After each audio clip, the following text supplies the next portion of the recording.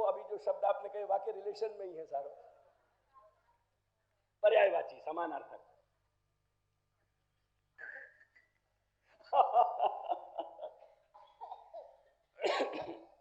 तो ये आप्त कर्तृक जो है, या आप्त कर्तृक में देखो सबसे पहले स्मृति की ब्रांच है, भेद है, फिर पुराण है, फिर दर्शन है। वो स्मृति की बात मैंने शाखा कल भी समझाई थी कि स्मृति में एक तो सूत्रन की शाखा है, एक मूल स्मृतिन की शाखा है और एक कल्प सूत्र की शाखा है। ये पहले भी मैं समझा चुके हूं। हाँ, वो प्रधान स्मृति है जो मुख्य स्मृति है, और उनके संग कुछ गौण स्मृति भी है, उनको भी वेद में, उनको भी अपने आप पुराण में स्वीकार्य गया है और उनकी भी संख्या बताई गई। ये श्री पुरुषोत्तम जी ने सारी बातें बताई हैं निबंध में, आवरण या में अपने सर्वनिर्णय निबंध में। अब देखो दर्शन में, देखो मुख्य 6 दर्शन लिखे गए हैं। एक सांख्य, योग, न्याय, वैशेषिक, मीमांसा और वेदांत। अब इन सब के आगे कुछ चिन्ह हैं, उन चिन्हन को नीचे, उन चिन्ह की जो विवेचना, यानी उनको जो समझाया गया है वह के साथ रिलेट कर दो। जैसे मैं पूछूं कि सांख्य में जो साथिया को जो निशान है वो काय को मतलब, वह को मतलब क्या है? विश्लेषण। यानी जिन दर्शनन की अप्रोच जो है वो एनालिटिक है, जहां अप्रोच में मुख्य जहां जो थ्रस्ट है वो थ्रस्ट एनालिसिस पे है, वो तर्क प्रधान यानी वो विश्लेषण प्रधान कहे जाएंगे।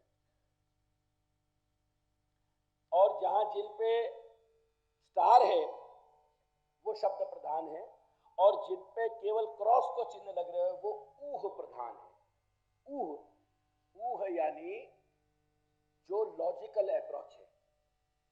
बेसिकली जो भारतीय अपने यहाँ की जो लॉजिक है, अपने यहाँ की शास्त्रीय जो लॉजिक है, वो लॉजिक शब्द को मैं जानबूझ के उपयोग में ला रहा हूँ, मैं न्याय नहीं कह रहा हूँ। तो जो अपने यहाँ की भारतीय शास्त्रन की जो लॉजिक है, वो लॉजिक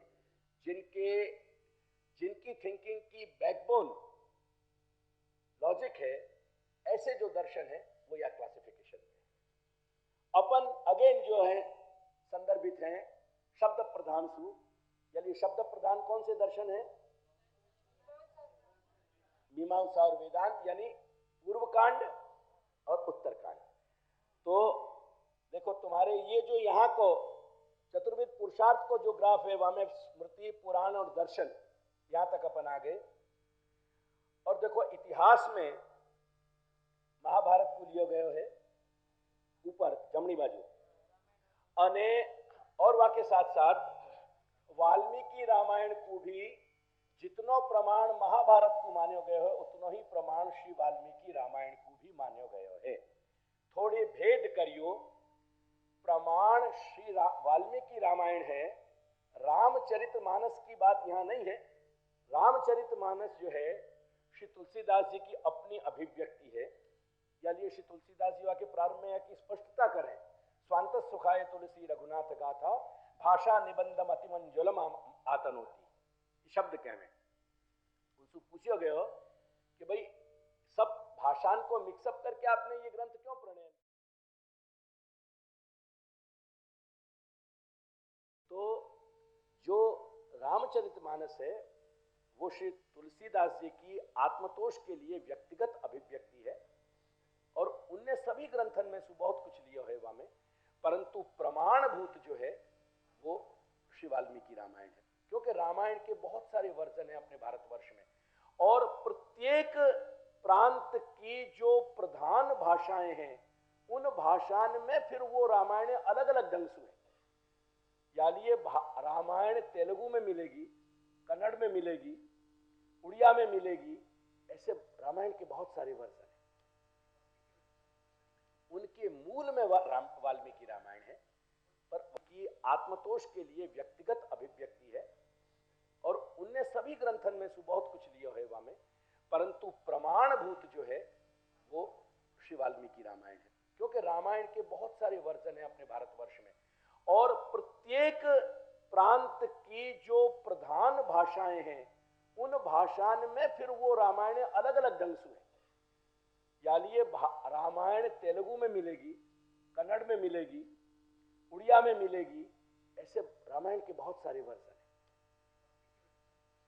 उनके मूल में वाल्मीकि रामायण है, पर वाके वर्जन बहुत है। यानी मैं सिर्फ इतनी बात समझा रहा हूं कि जहां प्रमाण की बात है, प्रमाण की कोटि में वाल्मीकि रामायण। अब देखो यहां इतिहास की ब्रांच में तंत्र भी नीचे आ रहे हैं।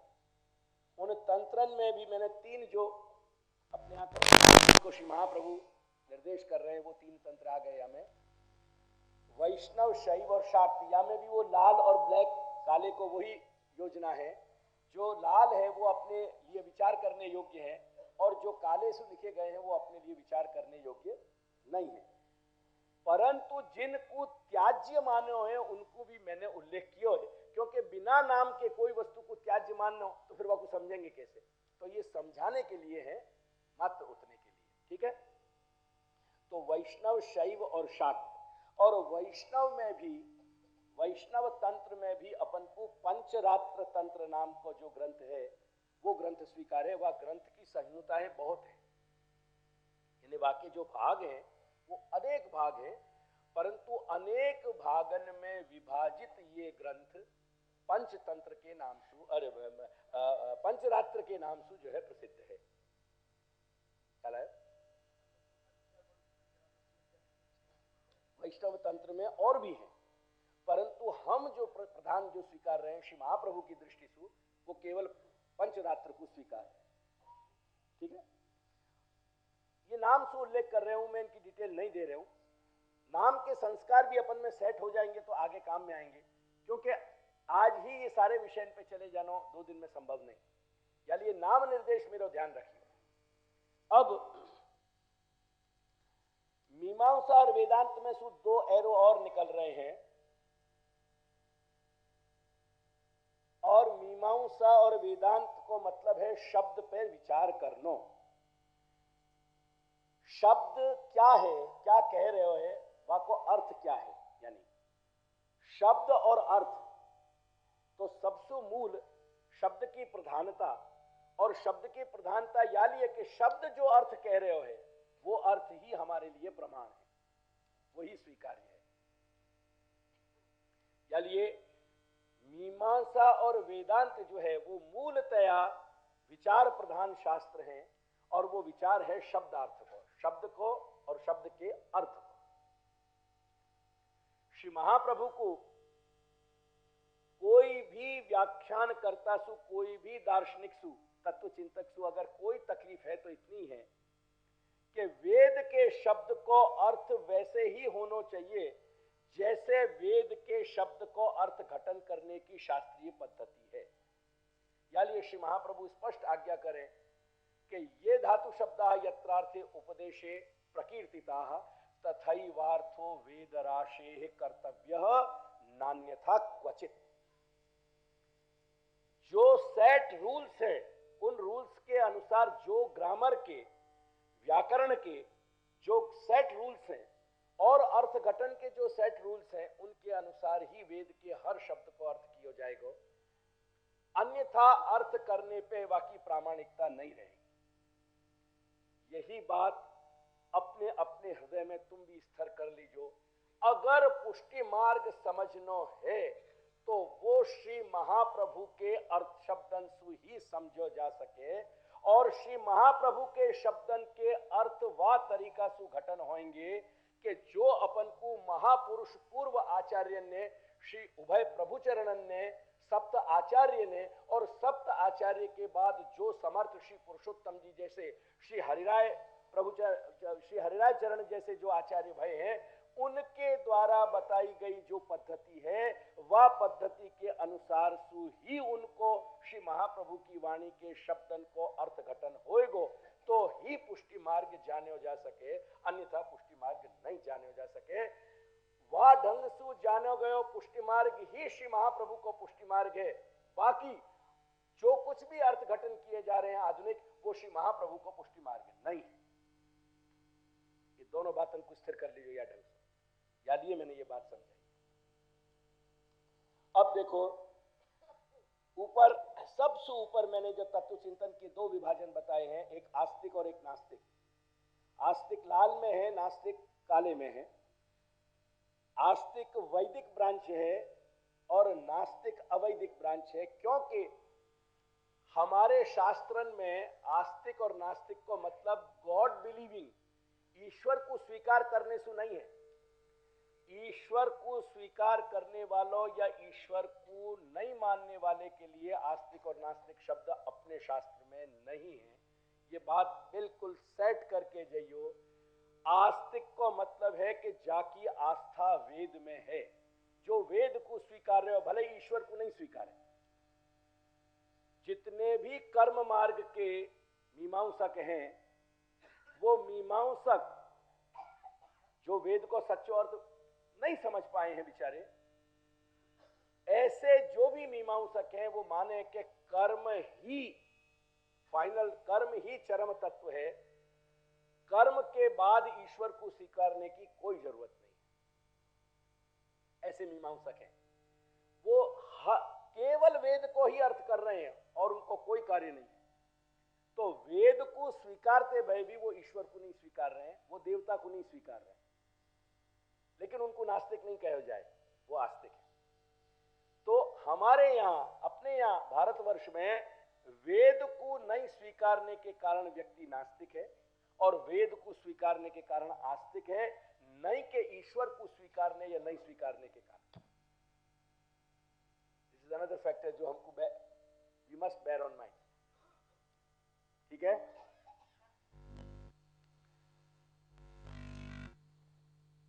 अब ये आस्तिक और नास्तिक को जब हमने भेद समझ लियो, तो निगमागम सारे आस्तिक दर्शन हैं। जितने भी ये ब्रांच है निगम और आगम की, वो सब आस्तिक है।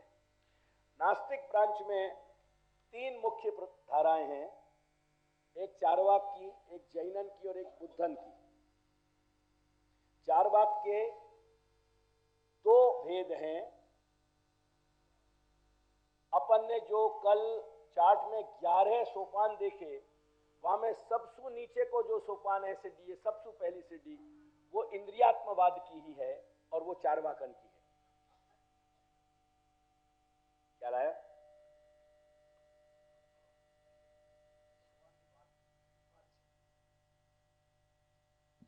भगवान की बात नहीं क्या है, तो बौद्ध ने भगवान क्यों कहा है? बुद्ध भगवान। ये तो कहूं मैं आपको कि भारतवर्ष को समझने के लिए फैब साहब बहुत मजबूत चाहिए। बुद्ध को हम यालिए भगवान कह रहे हैं क्योंकि पुराणन में बुद्ध को भगवान को अवतार बताए गए हैं, और देयरफॉर हम बुद्ध को भगवान मानेंगे। बुद्ध ने भगवान को ही खंडन कियो, ये बात अलग है।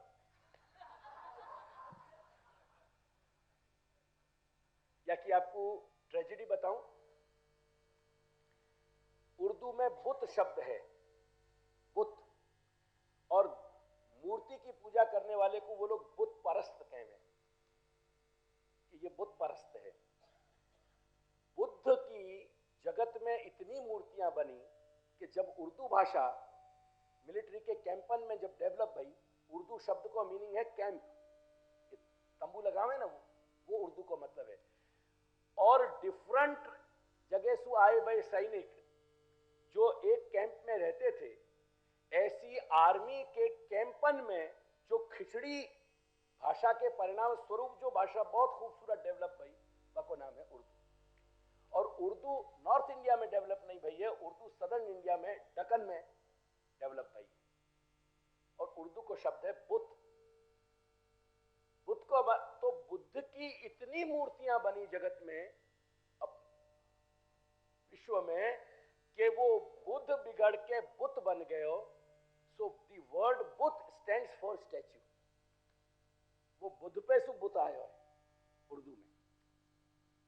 कहने को तात्पर्य यह है कि बुद्ध स्वयं मूर्ति के विरोधक थे। बुद्ध स्वयं मूर्ति के विरोधक थे, मूर्ति पूजा के। और दुनिया ने उनकी इतनी मूर्ति बनाई है कि बुद्ध की मट्टी पलीद कर दी।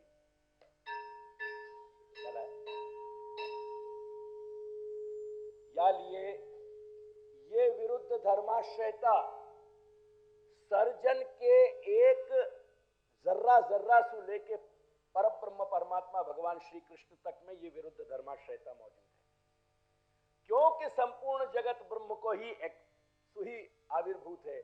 या लिए ब्रह्म के गुण धर्म भी कहीं ना कहीं झलक मार ही रहे करके भगवान के खंडन करने वाले को ही हम भगवान कहें। ये हमारे खूबसूरती है, it adds to our beauty. ये प्रश्न को टाल नहीं रहे हो, पर चूंकि हमारे इतिहास जो कह रहे हैं वो इतिहास हमारा सत्य है, और वो बुद्ध अवतार यालिए लिए गए हो कि ईश्वर बहुत सारे लोगों को जीवन को उनके अनधिकार के कारण उनको नास्तिक बना देना चाहता था।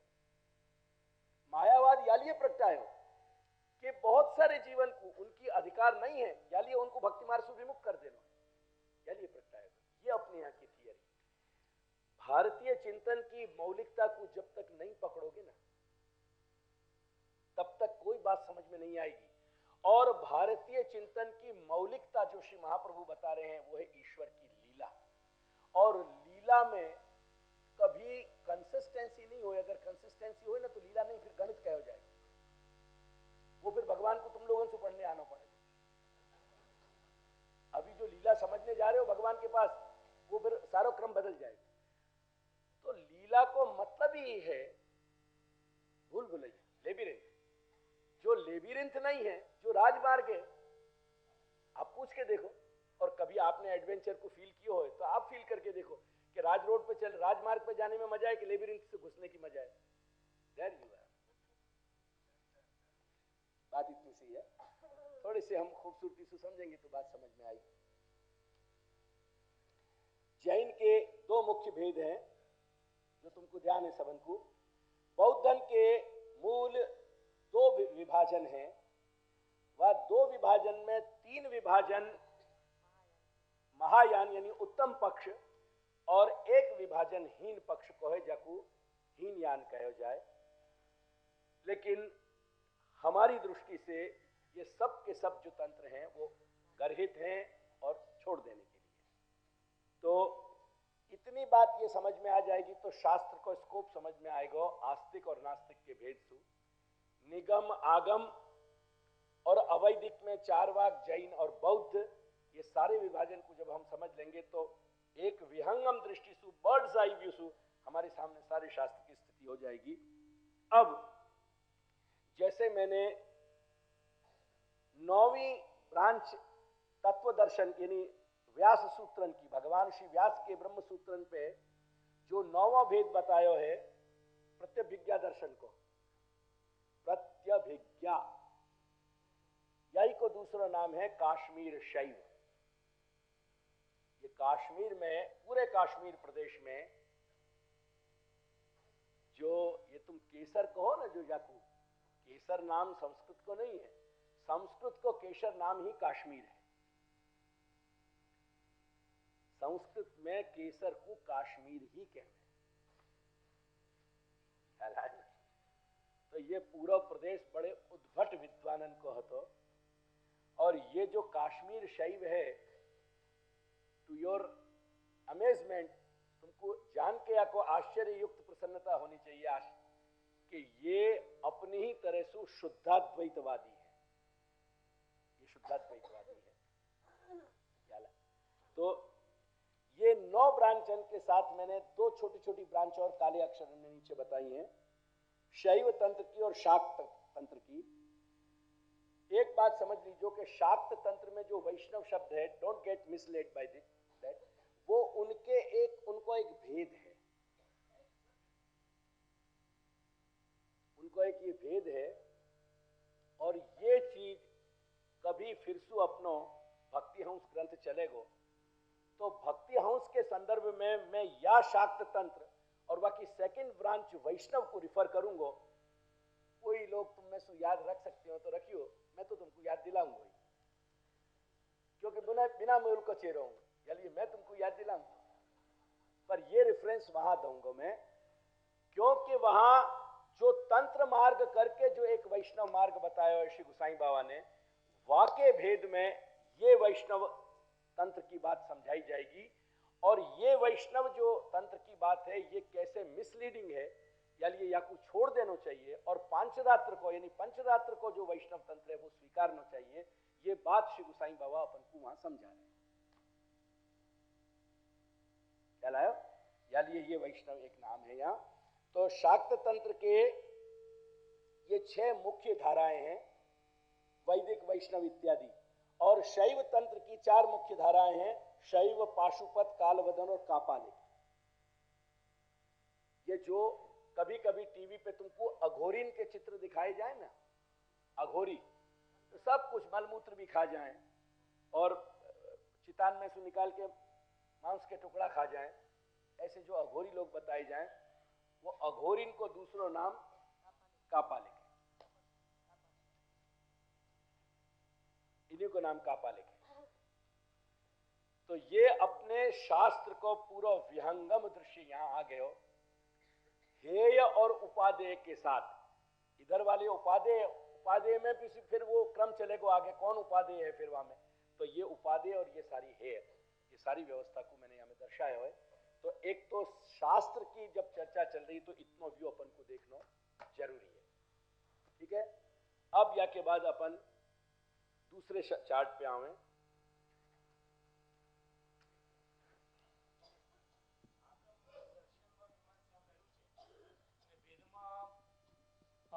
પૂર્વ મીમાંસાને કહ્યું છે એમાં શું ફરક છે?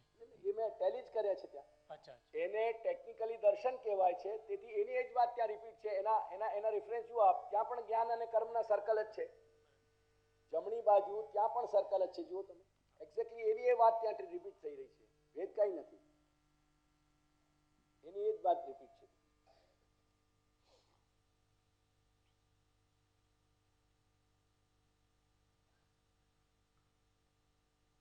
હવે જે અંશ જોઈ ગયા શ્લોકોના, એમાં એક શ્રી ઉદ્ધવજી અને શ્રી કૃષ્ણનો પ્રશ્નોત્તર ધ્યાન છે ને। શ્રી ઉદ્ધવે એવું પૂછ્યું, એવું જાણવા માંગ્યું કે આ બ્રહ્મવાદીઓ અનેક પ્રકારથી પુરુષાર્થની વ્યવસ્થા આપે છે, એટલે મને સમજવું શું આમાં, બરાબર છે? वह संदर्भ को एक वाक्य और सुनाऊं मैं तुमको। संदर्भ वही है, संदर्भ है श्री उद्धव और श्री कृष्ण के संवाद।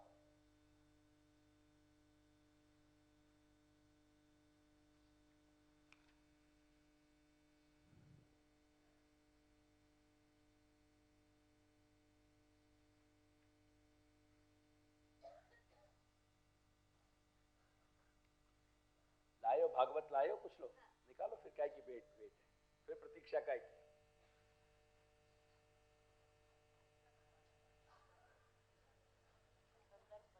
हाँ हाँ बिल्कुल बताऊंगा सर, बताऊं, एक मिनट खाली पोथी निकाल रखो पहले।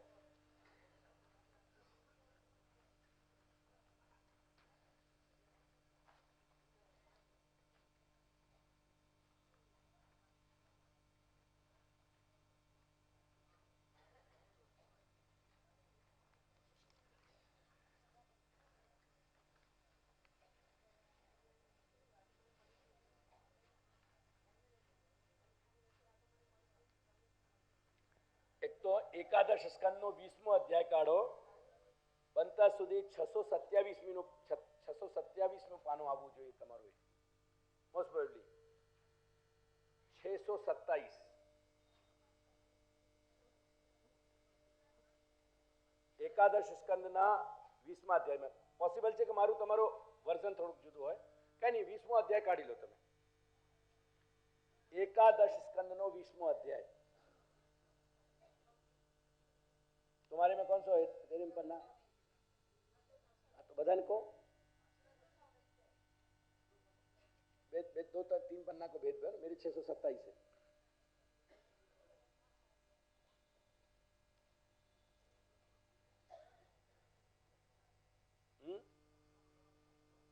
नहीं हूँ बताऊं છું ને શ્લોક, એટલે આમાં છઠ્ઠો શ્લોક જુઓ તમે, બોલો। યોગાસ્ત્રયો મયા પ્રોક્તા, मैं 3 પ્રકારનો યોગ બતાવ્યો છે। યોગ થી મતલબ છે જે જીવાત્માને પરમ તત્વ સાથે પરમાત્મા સાથે જોડી આપે, એનો સંબંધ કરાવી આપે, એ અર્થમાં યોગ આવ્યું છે. योगास्त्रयो मया प्रोक्ता, मैंने 3 प्रकार के योग बताए हैं. 3 प्रकार के माध्यम है, साधन है, जासु जीवात्मा परमात्मा से जुड़े, संबंध हो जाए. बात परमात्मा के प्राप्ति के लिए जीवात्मा जिन साधनन सु जुड़ सके भगवान सु परमात्मा सु, वो जीवात्मा के परमात्मा सु जुड़ने के 3 साधन हैं. यानी आगे कह रहे हैं कि नृणाम श्रेयो विदित्सया. નૃણામ એટલે મનુષ્યોનું હિત કરવા માટે, હિત એટલે શ્રેય અને શ્રેય એટલે મોક્ષ. એ મોક્ષ પ્રાપ્ત કરી શકે, આપણે શ્રેય અને પ્રેય કાલે જોયા ને શબ્દો, એ શ્રેય પ્રાપ્ત કરી શકે, એમનું શ્રેય સિદ્ધ થાય, તેથી મેં 3 માર્ગ કયા. જ્ઞાનમ, કર્મ च भक्तिश्च न उपायो अस्ति कुत्रचित. आ 3 સિવાય કોઈ ત્રીજો ચોથો માર્ગ નથી.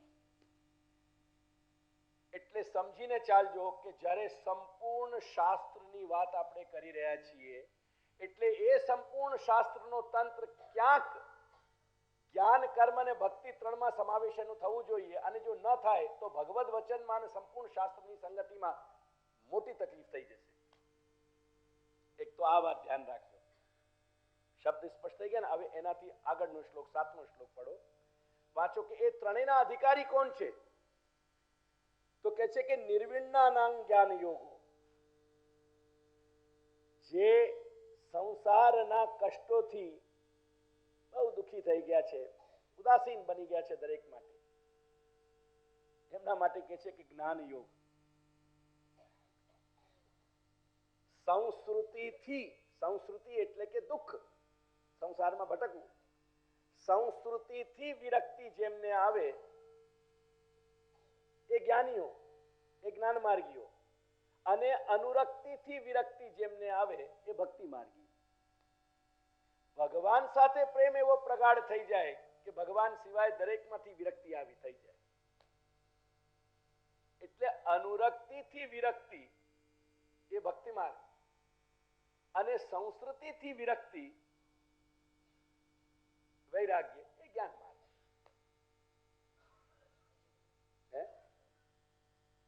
वो कर्म तो बीच के ही है ना सारे, वो अपन चल रहे हैं देखो. यानी वो कामना मार्ग वाले हैं ना, तो मुख्य कामना प्रधान है वो. तो कामना वालों को मोक्ष तक पहुंचना तो मुश्किल है. यानी ज्ञान मार्ग की तुलना में कहीं कर्म मार्ग की निम्नता तो है ही ना. ख्याल है ना?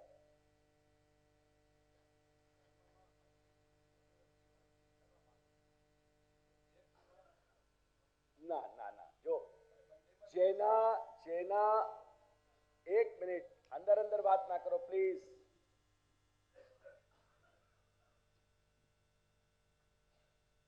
જેના અંદર કામનાનો તંત્ર જાગૃત હોય એવા સકામ લોકોના માટે કર્મ છે.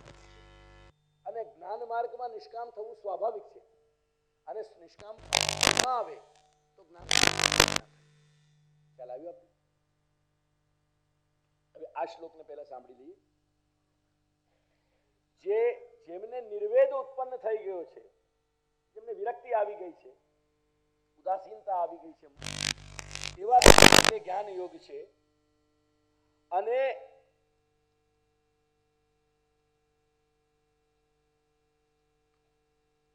કર્મયોગસ્તુ કામિનામ, છેલ્લો અક્ષર પઢા, એનો છેલ્લો વાક્ય વાંચો.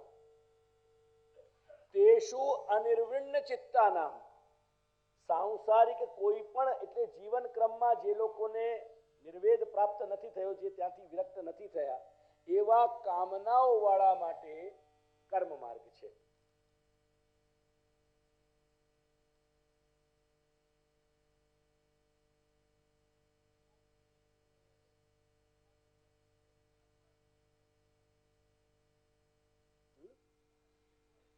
જ્ઞાન માર્ગમાં, જ્ઞાન મીમાંસામાં જ તો એ ભક્તિ માર્ગનો એમાં એના અર્થ બતાવ્યો છે ને. અને ભક્તિ તો કર્મ અને જ્ઞાન બંનેમાં બતાવેલી છે. મીમાંસામાં પણ પૂર્વ મીમાંસામાં પણ દેવતા જો યજ્ઞનો મતલબ છે દેવતા માટે પ્રીતિપૂર્વક જે હવિષનું દાન કરવામાં આવે, ત્યાગ કરવામાં આવે એનું નામ યાગ છે.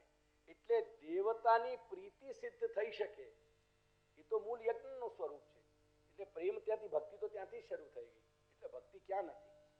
અત્યારે એ ટોપિક નથી આપણો, પણ એક વાત સમજાવું છું તમને. પૂર્વ મીમાંસામાં પણ, વેદના પૂર્વકાંડમાં પણ ભક્તિ, ત્યાં એનો પણ અર્થ ભક્તિ નીકળશે, અને ઉત્તર મીમાંસા એટલે કે જ્ઞાનકાંડનો અર્થ પણ ભક્તિ નીકળશે. એ બંનેનો અર્થ ભક્તિ નીકળશે. ત્રીજો બતાવે છે કે યદૃચ્છયા મત કથા દઉં, સ્વાભાવિક રીતે મારી કથા શ્રવણ વગેરેમાં જેને પ્રીતિ જાગૃત થઈ ગઈ છે, એટલે કે જેને સહજ આકર્ષણ થાય છે તે બાજુ, ન નિર્વણનો નાતી શકતો, જેને અત્યંત સંસારમાં આસક્તિ નથી અને જેને પૂર્ણ નિર્વેદ પણ નથી થયું, ઉદાસીનતા પણ નથી આવી, એટલે જેમાં નથી આવી પૂર્ણ ઉદાસીનતા અને નથી જેમાંથી બધી નીકળી ગઈ કામનાઓ, એવો જે મધ્યમ કોટીની જે વ્યક્તિ છે એ મારા ભક્તિ માટે યોગ્ય છે. કેમ કે જો એને સર્વથા નિર્વેદ આવી ગયો હશે, સર્વથા એને ઉદાસીનતા આવી ગઈ હશે, તો મારી સાથે પ્રીતિ કેવી રીતે કરશે? ખ્યાલ આવે? આ ત્રણ વાત બતાવી.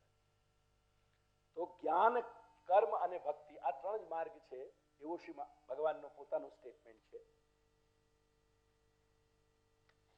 તેથી બીજા નંબરના ચાર્ટમાં ડાબી બાજુ સૌથી ઉપર સ્ટેટમેન્ટ વાંચો, શું છે?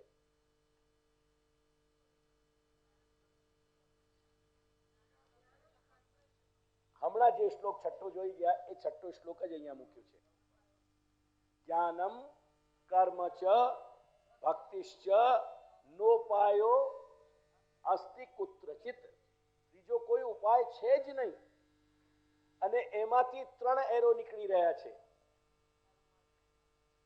એટલે ભક્તિ માર્ગનો જે એરો છે એ અમારા બાલબોધમાં, આપણા ક્રમમાં જે એકાદશમો સ્ટેપ આવ્યો એની સાથે જોડાઈ જાય છે. ये संपूर्ण शास्त्र की संगति लगी है. आया ख्याल? और ज्ञान को उत्तरकांड में जा रहे हो एरो, और कर्म को पूर्व कांड में जा रहे हो एरो, ये देख लो. ठीक है? अब ज्ञान, कर्म और भक्ति की ये व्यवस्था जब समझ ली थी, और बालबोध में जो 11वीं सिद्धि है, वो 11वीं सिद्धि जो है भक्ति मार्ग की है, वो भक्ति मार्ग को एरो कहां जा रहे हो वो देखो. अब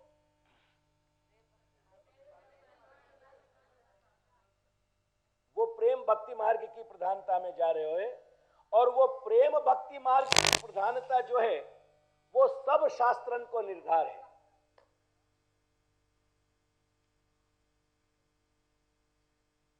ये एट ए ग्लांस शास्त्र आया. देखो मेरे 3 दिन गए याकू कंसीव करते हुए कि कैसे ये पूरा चार्ट कहाँ आएगा, बैठेगा ये. और मेरी लिमिटेशंस हमारे जो है मर्यादा दर्शक की ओर से ये હતો કે 1/4 साइज में ही याकू सेट कर लो, क्योंकि पुष्पबदन और जैसी जो है वो त्रिमूर्ति के 3 फेस है. वो हमें अस्तित्व एक है. यानी मैं इनने नहीं कह के दूसरे ने कही वो बात कह रहे हूँ, मतलब एक ही है मेरा. ये स्टेटमेंट जैसी मेहता को एक भाई 1/4 में साइज में ही सेट कर लो, तो वो 1/4 साइज की मर्यादा जब मिल जाए, वह मर्यादा में सुकुड़ के कैसे बैठना और येट पूरा दिग्दर्शन कराना, वो बड़ी मुश्किल की बात है.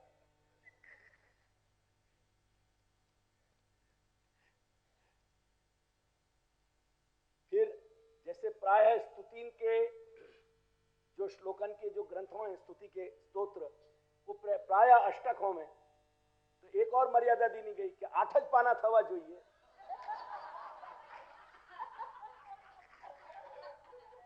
तो एक अष्टक की और वार्निंग मिल गई. હવે બબ્બે મર્યાદાઓ હોય, બે મર્યાદાના વચ્ચે કરવું શું?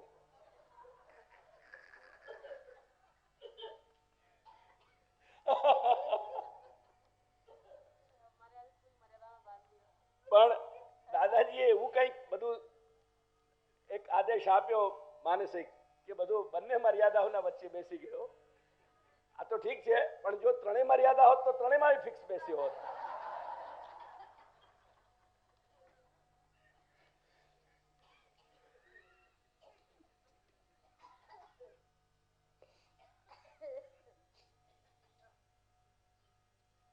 એના પછી તમે અંદર જુઓ, કાલે લગભગ પરમ પુરુષ અનંત મૂર્તિ ભગવાનનો સોડા વિગ્રહ તો બતાવી જ દીધું આપણે. પેલી બાજુ પણ આપણે ઉપરથી અક્ષર બ્રહ્મ વગેરેનું બધું જોઈ આવ્યા છીએ.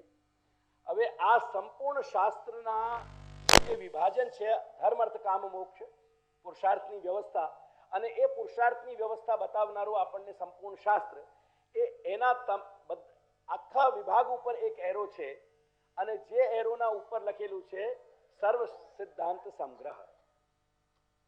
એટલે બાલબોધનો જે સબ્જેક્ટ છે એ આ સર્વ સિદ્ધાંત સંગ્રહ છે. ख्याल आयो? और या सर्व सिद्धांत संग्रह के मूल 4 विभाजन हैं: प्रमाण, प्रमेय, फल साधन और उपसंहार. अब अपन एक ऐसा मनोरथ करें कि श्री महाप्रभु की चरण रज की कृपा सु, उभय श्री प्रभु चरणन की चरण रज की कृपा सु और श्री दादाजी की चरण रज की कृपा सु, यह आरती की ध्वनि अपन को इतनी समर्थ बनावे कि अपन अवकाश लेके श्री महाप्रभु के निबंध ग्रंथन को अभ्यास कहीं चालू कर सकें. क्योंकि जा दिन अपन के पास ये निबंध ग्रंथ की समझ आ जाएगी, वह दिन पुष्टि मार्ग को समझने के वास्तव में अपन सच्चे अधिकारी बन लेंगे, हमें कोई संदेह नहीं. और बड़ो कार्य नहीं है. अगर अपन 20-25 कार्यकाल के स्लॉट लेते रहे तो कहीं ना कहीं. और फिर एक बात है, वो पंचतंत्र जो संस्कृत को ग्रंथ है, जहाँ कहानियां हैं सब ये पशुन के मोड़े सु नीति शास्त्र कहलाया विष्णु शर्मा ने. ऐसे उद्भट विद्वान हते. ये भी मालूम नहीं है कि वो विष्णु शर्मा कहाँ के हैं. वो एक बात बहुत अच्छे कहें, वो कहें कि धर्म को आचरण ऐसो करनो कि अगले क्षण मृत्यु खड़ी हुई है. यानी ये जो जितनो आचरण करनो आप अपेक्षित है वो धर्म को आचरण कर ले. और विद्या पढ़ने के वक्त में सोचनो कि हमको ठाकुर जी ने 1000 वर्ष की आयुष्य दी है, तो अपन ये सोचें कि अपन को श्री दादाजी ने 1000 वर्ष की आयुष्य दी नहीं है. अब तुम्हारा एवरेज रखो, कहां पहुंचे हो? अभी तो 9 अंश बाकी, और 1 अंश में से भी हमने केवल 60 पॉइंट 70 पॉइंट तक पहुंचे. Long way to go. कैसे आनंद की बात है. 1000 वर्ष जब मिले हैं, महाप्रभु की वाणी के प्रयास के मनोरथ जो है सब छोड़ देने चाहिए. मनोरथ करें तो मनोरथ करें, अपन के निबंध अपन सुने और सुना में बस ऐसा एक मनोरथ करें. निबंध में श्री महाप्रभु ने समस्त शास्त्र को संग्रह अपन को दे दियो, और वाकु श्री महाप्रभु ने 4 विभाजन में बांटो. प्रमाण के 4 विभाजन अपन ने देखे. एक श्रुति प्रकरण है.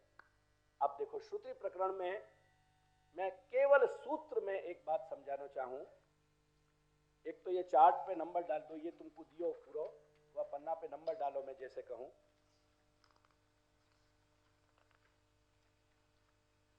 एक तो सेकंड पेज पे नंबर 1 डालो, जहां पे एक श्लोक लिख रहे हो.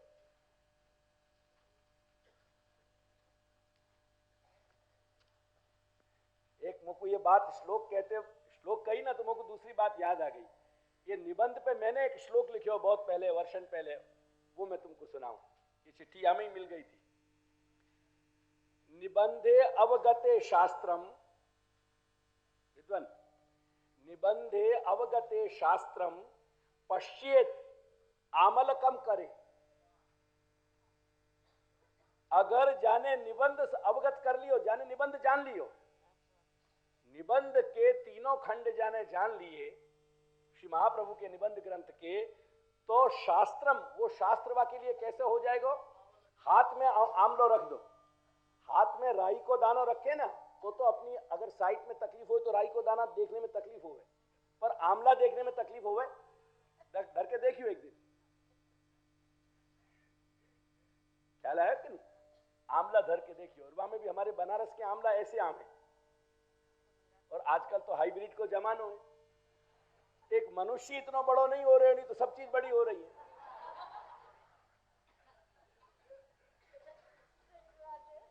तो निबंधे अवगते शास्त्रम पश्येद आमलकं करे नोचेद यदि हमने निबंध नहीं जाने, नोचेत यदि हमने निबंध नहीं पढ़ो तो क्या होएगा कि नोचेत भूरि श्रमम तस्य, नोचेत भूरि श्रमम तस्य भूयादेव अंधहस्तिवत, भूचेत भूरि श्रमस्तस्य, वह श्रम कैसे हो जाएगा? अंधहस्तिवत।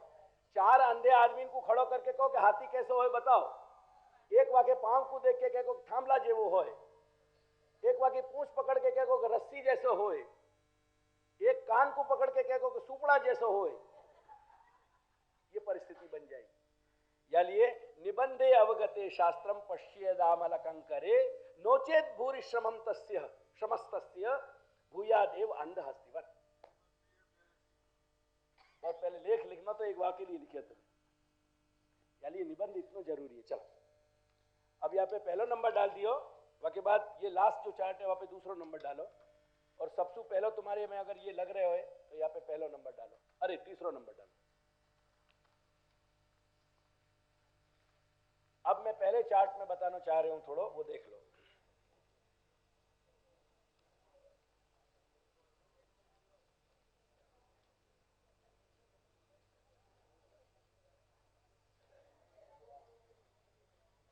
चलो बोलो।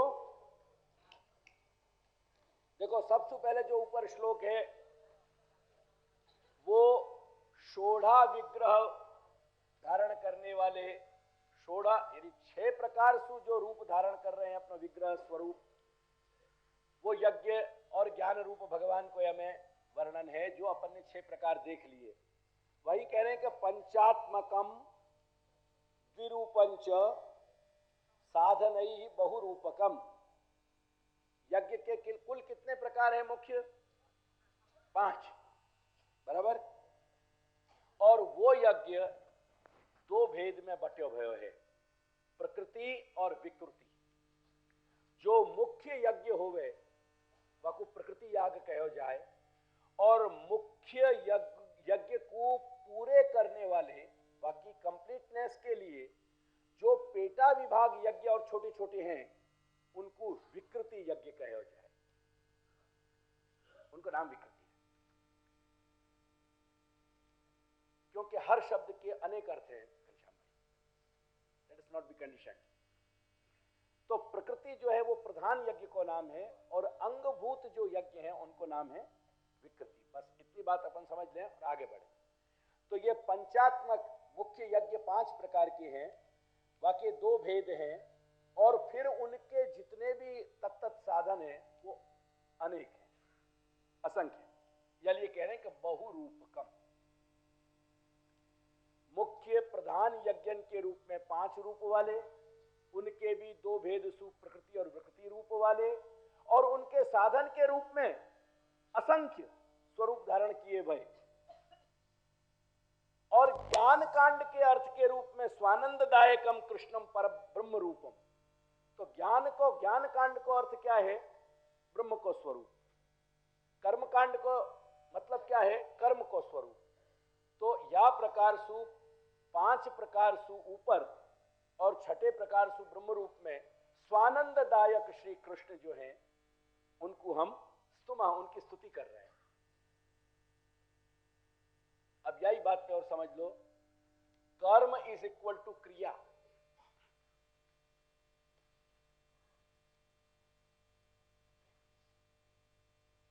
और क्रिया इज इक्वल टू प्रधान भगवत स्वरूप यानी यज्ञ। यानी पूर्व कांड में वेद के पूर्व मीमांसा में जो भगवान को वर्णन है वो केवल क्रिया प्रधान भगवान के स्वरूप को वर्णन है, और उत्तर कांड में ज्ञान प्रधान भगवान को वर्णन है, और क्रिया ज्ञान उभय प्रकार को जो वर्णन है वो हमारे परमानंददायक श्री कृष्ण को श्रीमद् भागवत में वर्णन है। यानी क्रिया विशिष्ट भगवान, ज्ञान विशिष्ट भगवान, और क्रिया ज्ञान उभय विशिष्ट भगवान। तो स्वानंद अपनो परमानंद जो देवे, वो बात कौन के संग जुड़ रही है? कृष्ण के संग। और वो कृष्ण कौन है? कृष्ण को मूल स्वरूप क्रिया प्रधान और ज्ञान, क्रिया और ज्ञान उभय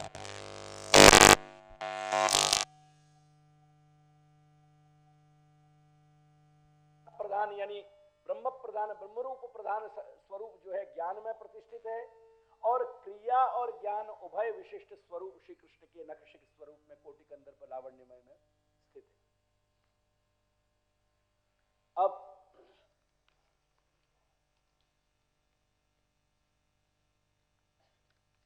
मेरे ये 4-5 शब्द पंक्तिन को, 5-7 पंक्तिन को आप समझ लो।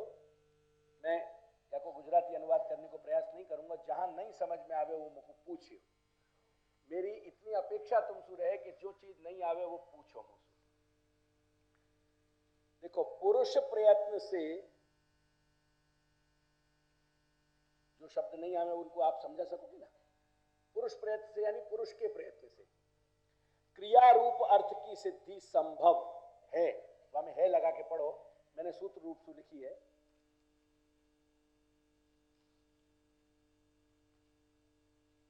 न कि यागादि धर्म की। યાગમાં આપણને ક્રિયા જ દેખાતી હોય, પણ એ ભૂલી જજો કે યજ્ઞની ક્રિયા મનુષ્યના પ્રયાસથી સફળ થાય છે। આ વાક્યનો મતલબ છે। લૌકિક ક્રિયાઓ મનુષ્યના પ્રયાસથી સફળ થાય, વેદ સંબંધી અલૌકિક ક્રિયાઓ મનુષ્યના પ્રયાસથી સફળ ના થાય। क्लियर? क्योंकि यागादि धर्म केवल क्रिया मात्र नहीं है लगाना हो तो है लगाओ, मुझको बांधा नहीं है। मैं नहीं लगाऊं, मैं ऐसे ही लिखूं, पर ठीक है। परंतु यज्ञ अतीन्द्रिय स्थिर धर्म है। एक बात यहाँ पे अंडरलाइन करके चलियो, यानी मैंने इन्वर्टेड कॉमा लगाए हैं। यज्ञ एक अतीन्द्रिय धर्म है। जो होम तुमको हवन और जो सब चीज दिख रही है प्रत्यक्ष में यज्ञ की, वो ही मात्र धर्म, यज्ञ को रूप नहीं है। यज्ञ पदार्थ अतीन्द्रिय है। यज्ञ पदार्थ को तुम जान नहीं सको, क्योंकि यज्ञ पदार्थ जो है वो भगवत रूप है, और भगवत रूप को, भगवान के स्वरूप को इंद्रियंसु, मात्र इंद्रियंसु नहीं जाने जा सकते। चलिए, ये बात को फिक्स करके चलिए। श्री महाप्रभु की दृष्टि है, यज्ञ की कोई चेष्टा को लौकिक नहीं माने जा सकती। अब यहां फुल स्टॉप हो के बाद चलिए आगे कि द्रव्य देवता का संबंध ही यज्ञ कहा जाता है। जे देवता ने उद्देशी ने એને જે સામગ્રી એટલે જે આહુતિઓ એને દાન કરવામાં આવે, એના માટે આપવામાં આવે, એ દ્રવ્ય અનેક પ્રકારનું છે। એટલે દ્રવ્ય જે છે એ સાધનને પણ દ્રવ્ય કહેવાય। સાધન એટલે હવન કરવાના સાધન। બીજા પણ જે પાત્ર હોય એને પણ દ્રવ્ય કહેવાય, અને જે હવનની હવિષ હોય, સામગ્રી હોય, એને પણ દ્રવ્ય કહેવાય। યાગ રૂપ ક્રિયા જે કાંઈ પણ સાધન વડે સિદ્ધ થતી હોય, એ તમામ સાધન સામગ્રીનું ટેકનિકલ તકनीकी नाम, पारिभाषिक नाम द्रव्य है। और जब द्रव्य और देवता को संबंध हो जाए यज्ञ की क्रिया के रूप में, तब वाको नाम है याग हो जानो। जैसे पुष्ट किए भय स्वरूप जो माथे विराज रहे हैं, और ब्रह्म आत्मनिवेदन कियो भयो जो व्यक्ति है, वो प्रीति पूर्वक भगवत सुख के लिए जो भी चेष्टा करेगो, वो सेवा कहलाएगी। और ये सेवा